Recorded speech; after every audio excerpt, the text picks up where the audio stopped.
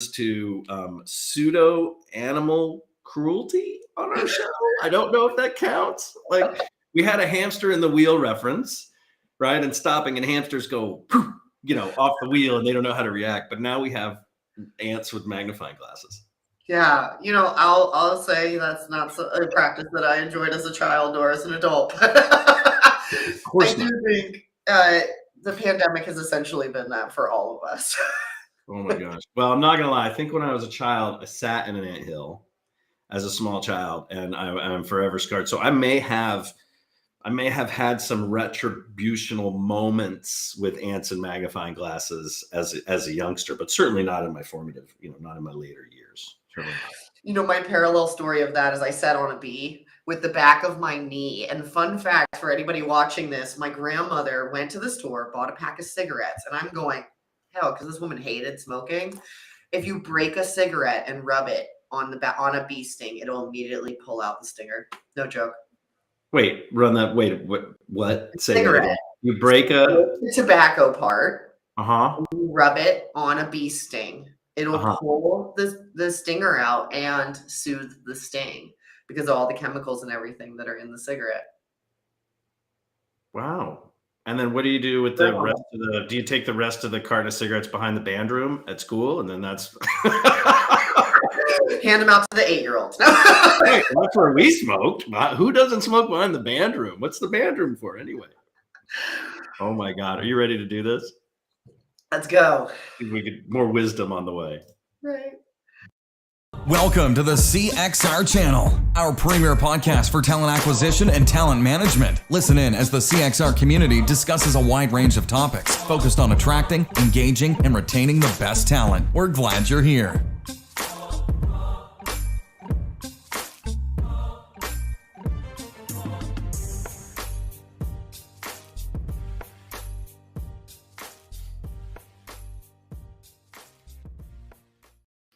I'm still laughing. I have to say that's the kind of stuff you're not going to find in any other recruiting podcast show. Look, we're back. I'm excited to be live with you again today as we dive in after actually a few weeks off the grid. For those of you who don't know, we just spent 15 days in the desert at Burning Man, spending that time off the grid and investing in communities, learning more about community, building a community, and taking an extended amount of time off the grid, no signal, which is something I'd recommend everybody do from time to time, if not regularly. Now, as our regular listeners do know, Career Crossroads is a community of talent professionals from around the globe. We've been doing this for almost 30 years. Our member companies average hiring between 2,000 and 200,000 people a year each. Now, just this last month, we've welcomed new talent and leadership teams from ICF, GXO Logistics, Cumming, ZoomInfo, Endeavor, Medtronic, and they joined the bustling community of now over 5,000 recruiting professionals that meet live and virtually to talk about what keeps them up at night. Now, this show, streaming live on YouTube, Facebook, Twitter, LinkedIn, and of course at cxr.work/podcast, is where we talk with those community members and folks we believe they'd like to hear more about or more from. Sometimes we dive into recruiting topics. Sometimes we drink a bottle of wine. And sometimes we catch up with people in our space that are just doing cool stuff, like today. Now, if you're with us live, jump in the chat and drop a question to our guest and be part of the conversation. If you're catching this after the fact, that's fine. But either way, be sure to like and subscribe and check out the full podcast archives for past shows and future show announcements at cxr.works/podcast. Now, we keep the show pretty short. In part, we can do that because we don't do sponsors. Nobody pays to be on the show. Nobody pays for any mentions. These 20-minute snackable conversations are just that. Quick catch-ups, thought sparks, and maybe an occasional revelation. So with all of that, I am happy to welcome back to the show 3 Ears Media founder and CEO, industry friend, Twitter shaker-upper, and van life road warrior, Kat Kibben. KK, welcome back to the show. Thanks for having me. I don't know if I'm doing cool stuff, but being the plumber of recruiting, aka job post writer, is always pretty interesting. Did you say plumber of recruiting? That's my new joke, is like, I don't know how people decide to be plumber, right? You don't grow up being like, someday I'll be a plumber. And I surely did not take that path to job postings either. You don't have that moment of being like, I will be the person who is known for job post writing. I will plumb the recruiting industry to the best. Yeah. So plumbing and recruiting, two vocations that no one in junior high said that's what I want to be on career day. I don't know how we've gone. Like, our conversations always go to the most random corners, but truly, it's fascinating to me how you end up here and in a specialty like this. Yeah. Well, I think our last time you were on the show, we had booze. I think we were drinking gin and talking pronouns or something. Was it gin? Yeah. It was gin. Ooh, Exactly. man. Well, look, so well, for those who don't know you, Kat, why don't you give us sort of an escalator pitch of who is Kat Kibben? What do you do? What do you stand for? Just give us a little pitch so we can get to know you a little bit, and then we're going to jump right into this thing called van life. Absolutely. So if you've never heard of me, I'm actually the only Katrina Kibben in the world. Spell my name right, and you can read the LinkedIn bio effect. But my background was in marketing, in recruiting teams, in technology, in the content world, and I spent a long time joking that I got my PhD in recruiting. I interviewed really smart people and I wrote about it for many, many years. And all of that taught me a lot. But the biggest thing it taught me is that recruiters don't know how to write. And I say that with love, but most of us don't. And so I started a company called 3 Years Media to teach recruiters how to write. And the thing that recruiters write the most is job postings. And so I spent a lot of time researching and practicing to become an industry expert, build a whole team of them. And now I am running that company and this expertise from the road, living in a van, like you said. Okay, so I got to tell you, I mentioned in the intro, Jerry and I just got back 15 days at Burning Man, but I had my partner with me, and this was her first Burning Man, her first time to stay in an RV. Jerry had his own RV. We did not share RVs this year; would have been awkward. So we got 2 RVs. We were living the RV life, which is probably not the same as the van life, but I learned a lot, and it's the longest I've stayed in an RV. I learned a lot in my RV life. I'm really anxious to hear about your learnings because mine was quick. I drove out, I parked it, I stayed there, and then I drove it to an RV park for a couple nights and then turned it in. You, however, are all over the place. Like it's kind of a Carmen Sandiego thing. Like, where is Kat today? Yeah, I think I've been to 20 states in the last 9 months. And I find that what you just hit on is one of the most difficult parts of van life. It's that constant transition, especially while you're balancing a business and a team that needs attention with that movement and how far you can move, on what days you can move. It's definitely a mental practice, but in the same way that Burning Man is a spiritual practice in a way that you're escaping for a moment. What we do when we escape on those journeys is that we learn how to live everyday life. And so that's what I find is it's a lot of the frustrations of your typical life that maybe happen once every 6 weeks because you're constantly moving. It's happening every other day or every week that you're experiencing some of those big frustrations. Well, talk to me about that, because this is what's really fascinating to me is that we were off. So there was no balance. We needed zero balance, right? The only balance we needed was our own balance every once in a while. But other than that was it. So you are balancing work and family and friends while you're on the road visiting 20 plus states. Like, how does that work for you? I mean, what does a day in a van with Kat look like?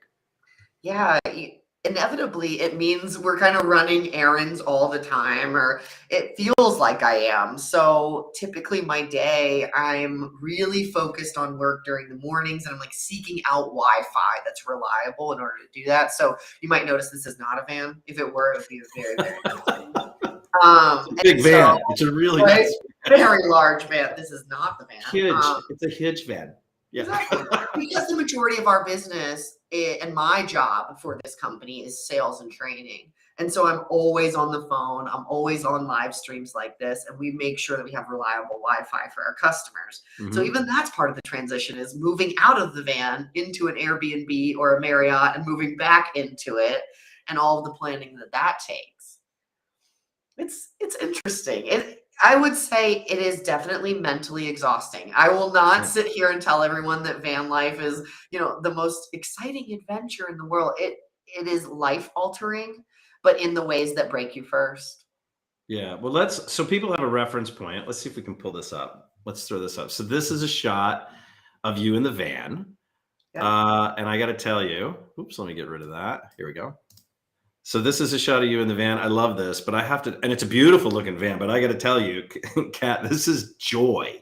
If I've ever seen joy on a person, it's this in this van. It's a gorgeous vehicle, by the way. But you look happy here. Yeah. And so these pictures are from October of last year when I was taking quick van trips and kind of pressure testing myself. So I would go out for 6 days and just see what I was missing. Or Okay. what I'm a very A/B test type A individual, and people are very surprised to hear van life, and then they hear CEO type A. Like that, Uh-huh. those are not part of a trifecta experience. But so I did test trips Okay. many times up to that to see how it works. And so that is one of my first test trips. I brought a friend who's a photographer with to take some pictures and capture that moment. And now thinking back, it's such a reflection time of like, I had no idea. Are you saying if we sent a photographer with you today, it'd be a very different picture? I mean, the van would be a lot more it is much more lived in now. Lived That's in. for sure. Yeah, I like that. There's dirt everywhere because Oh you my can't gosh. keep a van clean. I've learned. Mm-mm. There's a lot of things that you have to mentally adjust for that you think you can control. So you're a pretty personable person. Yeah. I'm very curious about any interactions along the way, the people that you get to talk to, because you've got a set of principles, right? And a set of values that are your own, and you own them. And I just fucking love that. Thank But you. talk to me a little bit about interactions with folks all over the country, because we are a melting pot of, I'm just going to say a melting pot of crazy, good way, bad way, right? But there are some fun people out there, and there's some not so fun people out there. But did any lessons for you? Any big takeaways that you learned on the road trip so far? Yeah, I think I think there's two answers. I think there's the first answer of just realizing that everyone has a story. And I love that. I love that I can meet Fred in rural Montana who decided to move from Pittsburgh, and now he lives as a camp host outside of Yellowstone. We ended up becoming very quick friends because shortly after that, I drove my van into a fire pit. Different story. We're gonna put a pin in that. We're coming back to that. But big picture, I think it has given me, and I almost feel emotional saying this, a lot of perspective about my work, because job postings are the story of someone's life. And it's very easy to sit in a beautiful home with your nice elevated desk and interview someone in rural Indiana about a manufacturing job and write all these details and ask these questions and think you've captured it. But then to drive through and see the community surrounding that factory. For example, to realize that these people can't afford to live near their work because of the changes in that economy, and you can feel it and you can see it. And as much as I love data and research, and I consider myself an anthropologist at my core, actually being in it is such a good reminder of why I actually do this. Yeah. Yeah. Well, I mean, I love that because you are in the field, so to speak, right? And you're starting to feel a little bit. Was there some convenient tie-in to maybe some of your customers, and you happen to be in those markets where they were struggling, Absolutely. where you could tie all of that to work? Oh, it's insane to me how often I end up talking to someone and they're like, "We have a factory in this area." And I'm like, "Funny enough, they had Mexican food at the place down the road, and I saw your billboards, right? I saw your signage. That's not going to work for you." Because I lived in this community for a week, and this is where people gather, and it's nowhere near where these conversations are happening, or right, because I'm also a very observant person. I love that moment of turning your phone off and just watching. That's my favorite. I don't need to talk to anybody. I just want to see and listen to conversations. And truly, I think this will plant so many seeds for how I think about recruitment marketing going forward, how I think about how we talk to each other, because the other side of this is those conversations with people. They tell me about the work they did. Work is so fundamental to how we see ourselves, even in retirement, I've learned. And most of the people I interact with are retired people, because most people don't get to live in an RV park Tuesday to Thursday like I do. And I love learning where they were, why they decided to end their career, and what they want to see now that work isn't their priority. It is an interesting aspect of recruiting that I think has been suppressed, if not lost, for a lot of people. And it may be part and due to the pandemic, right? And everything that's been going on the last number of years. But I remember when I was still a recruiter and recruiting leader, and that it was so important for the recruiter to go spend some time with the hiring manager, or go spend some time in those business units and understand that. I mean, one of the first things I was tasked with when I came on at PepsiCo years ago was you need to go see these other markets. You can't be a global leader. You can't influence these global markets if you don't understand what's happening in their space. And I'll tell you, Kat, while that was insanely valuable for me to go around the world and visit these markets and these people, I still don't think I understood 1/10 of what I feel like I should have known to be even more successful. Like it's hard to soak that up. And I feel like we're in a place where not a lot of people, to your point, have the freedom or the liberty to be able to pick up and go spend a week at the factory, or go spend a week in the field. Yeah. Well, and I think there's this dimension when you're living in a hotel. I know exactly what you're talking about, right? I've been in that CMO job where they're like, go to each office and, see what it's like and take great pictures and come back and write the whatever website. That was my experience. And what happens is you're the guest, right? And a guest is going to be taken to everyone's 4 favorite restaurants. You're going to go and see this curated experience where, when you're in a van and you have to go grocery shopping, when you have to get gas, when you need to make a quick repair to the van and you go to the auto zone and you stand in those aisles and listen to people talk about, or stand in the parking lot while you're working on your van and you listen to the construction workers talk about the projects that are coming up for them. Right? It is a completely different experience. It's removing the curation and actually understanding how people live, because that impacts how they work, how you live.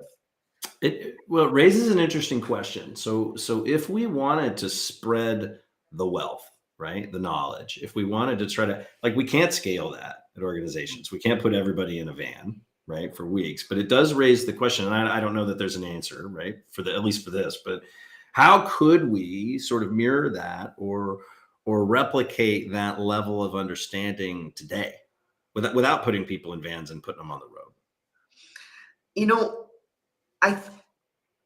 My suggestion, this is not a pure answer, but a lot of times when I am talking to a hiring manager who doesn't know who I am or doesn't know what I'm doing, I say, do you know why I'm here? And they're like, nah, not really. And I'm like, we're going to write a job posting. And the difference between what we do and what everyone else does is simply that we only try to tell the truth. We're not going to make anything up. We're not going to read historical documents. I just want you to tell me the truth. But what about the spin? I need my job to have sizzle. I need it to be sexy. Come on. And I'm always like, what are you trying to sell? This is not a vacuum cleaner. Like, we don't just get to make a mark on the board when you complete this transaction. You have to live with this person. Like, let's not sizzle this. Let's actually give the worst case scenario and see if you want to do that with me. Right? Like, when I did the van is the perfect example. My very first trip, I was going to speak at a conference in Vegas. And what I did is I booked a rental van out of Vegas. I drove up to Zion and I drove back. Love that, yeah. But I did it in July in Nevada in a van. And if anyone doesn't know what temperature it is or what it might be like to be in a van with no air conditioning, I did it. I did the worst condition possible because I wanted to know I could survive the worst, not the best. I wasn't going to New England in the fall to like go see leaves and deal with a nice cool breeze on the beach. Like, no, I was going to go to the hottest part of the desert and see if I could survive that. Because if I still wanted to do it after that, then I would move forward with actually trying to live in a van. We have to handle the worst instead of selling the best. So yeah, so I think the tie back to this is, and we talked a little bit about this, I think before the show had kicked up, but really talking about opting out, right? So adjusting the funnel. We do want to attract people to get them in the flow, in front of the hiring managers, in front of the folks that are doing the work. But there's also an element of like we got warts too. Like we got rough spots. We got areas that need work, and allowing people to either opt out of that or say, F it. I crushed Zion in 110 degrees in July. I can do this. I mean, that's how I ended up in a van. No joke. This is like one of the magic stories, right? So I go and I live in the van. I come back and I speak at the conference. I think it was Sherm Talent. Have a great session.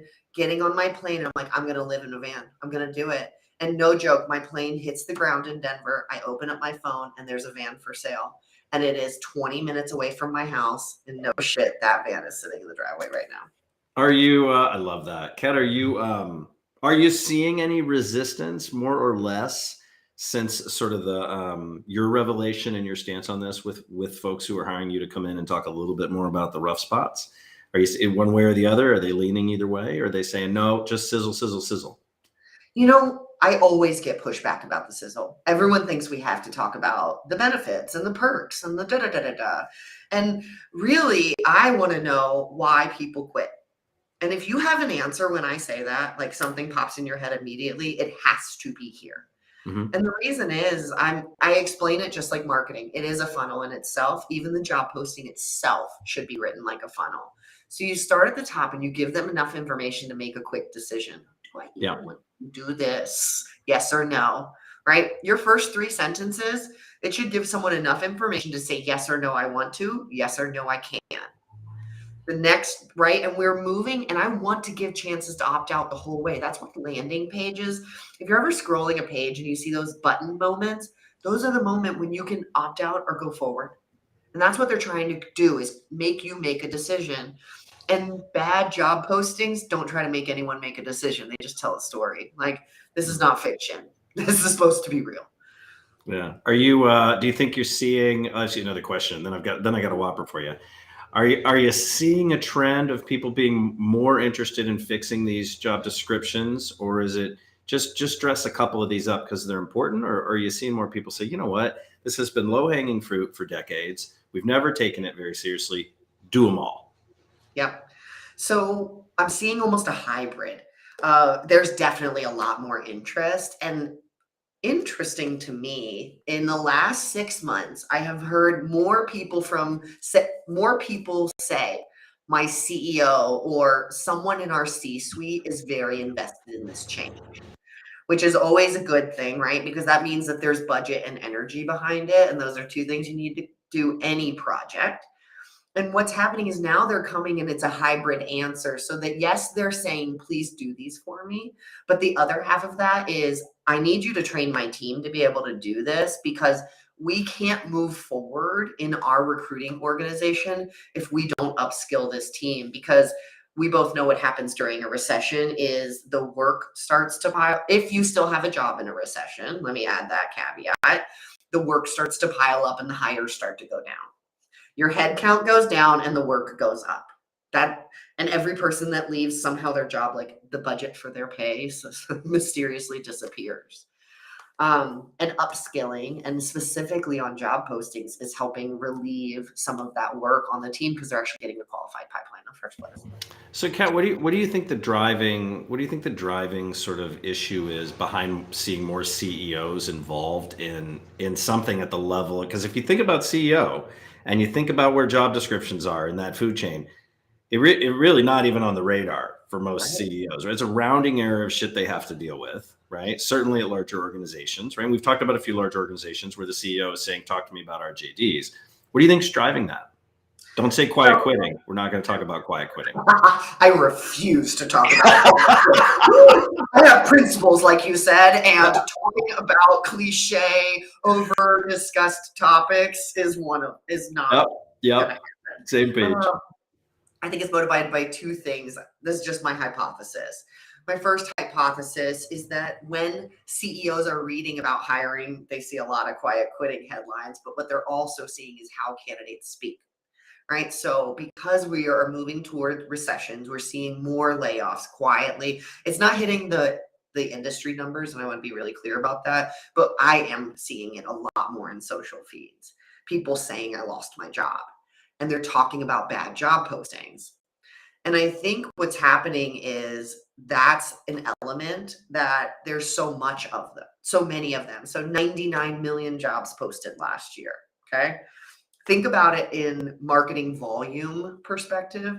They know there's a lot of job postings. So if you want to create an impact on hiring, pick something that there are a lot of, inevitably, right? And it's one of the variables they can actually control. So when they see a good one, they're like, why can't we do that? Interesting. Yeah, it'll be interesting to see if that trend picks up. It is something we have said for years. It's just so easy to fix. I've done projects. I know several of my colleagues have done projects. Several of our members have done projects. Never seem to do all of them. It seems to get stuck somewhere. And it's not typically, the larger the organization, not typically a cheap thing to do. But I think it can be done in phases. And we've never seen anybody really finish, right? Really close the loop and feel good about it.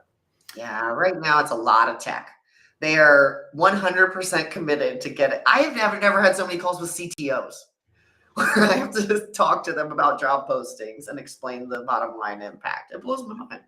Yeah. Well, okay. So Kat, we talked about a bunch of stuff. We're at about our 20-minute mark. So I want to ask you, if you were going to write a book about your experience on the road and the impact it's had on work for you, what would the title of the book be? Oh, well, considering I'm finishing a book right now, not about van life, actually, it's about becoming a leader without traditional role models. In that, those of us who grew up with parents who are hourly workers and military veterans and didn't work in corporate America, you're actually an anomaly if you become a part of a C-suite someday. And learning to become a leader is really hard when you don't have traditional leaders. So that's very top of mind. But if I'm going to write a book about van life, I would probably, you titled it earlier when we were talking. It's like, well, now you know. Or, well, now you tell me, right? Because I think in van life, it is a constant rediscovery of things that you know inherently, but you don't know the absolute truths. And one of them is that you'll always figure it out. I love that. So Kat, now I'm going to ask you the real question. Who gets the first signed copy? Oh, first signed copy of the book, this van life book or the book I'm working on? Let's do the van life book. We won't, no spoilers until you're back. I think I would give the first copy of my van life book to a 20-year-old who has no idea what they want to do with their life. And I don't know who that 20-year-old is, but it'd be so hard to find one. Yeah, right. Just check Twitter. No. Yeah, just check it out there. Yeah. Yeah. Oh, good for you. I love that. Well, Kat, where do we send folks who want to learn a little bit more about what you're doing and keep up with you and your van life? Yeah, so I jokingly said this at the beginning, but this is actually true that I am the only Katrina Kibben in the world. If you spell my name right, you'll find me. If you spell my name wrong, you'll find the U.S. House of Representatives priest, and you'll know you're in the very wrong place. Katrina Kibben is I'm not kidding. But the best place to follow me as far as business is LinkedIn.